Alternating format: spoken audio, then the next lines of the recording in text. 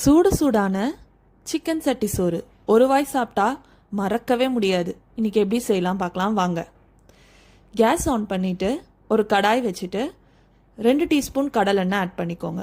1 teaspoon சோம்பு, 2 வெங்காயம், 1 teaspoon இஞ்சி பூண்டு பேஸ்ட் போட்டு நல்லா வதக்கிக்கோங்க. ஒரு 2 தக்காளி ஆட் பண்ணிவிட்டு நல்லா வதக்கிக்கோங்க. 1 நிமிஷத்துக்கு மூடி போட்டு நல்லா வேக வச்சுக்கோங்க. அப்புறம் மஞ்சள் தூள், மிளகாத்தூள், சிக்கன் மசாலா, உப்பு இதையெல்லாம் போட்டு நல்லா வதக்கிக்கோங்க.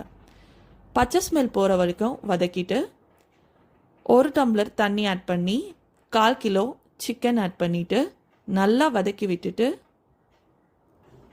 கொத்தமல்லி, கருவேப்பிலை இதையெல்லாம் போட்டு நல்லா வதக்கிக்கோங்க. அரை மூடி தேங்காய் பால் எடுத்து வச்சுருக்கோம், அதையும் எடுத்து ஆட் பண்ணிக்கோங்க. அதுக்கப்புறம் ஒரு 2 மினிட்ஸ்க்கு நல்லா மூடி போட்டு வேக வச்சிடுங்க.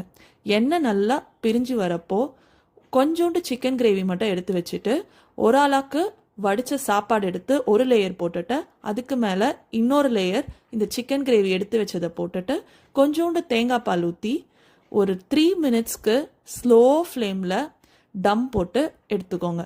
ஓப்பன் பண்ணி பார்த்தீங்க அப்படின்னா ஊரே மணக்கிற அளவுக்கு சிக்கன் சட்டி சோறு ரெடிங்க. இது அவ்வளோ டேஸ்ட்டாக இருக்கும். ஒரு வாட்டி ட்ரை பண்ணி பார்த்துட்டு எப்படி இருக்குன்னு கமெண்ட்டில் கண்டிப்பாக சொல்லுங்கள்.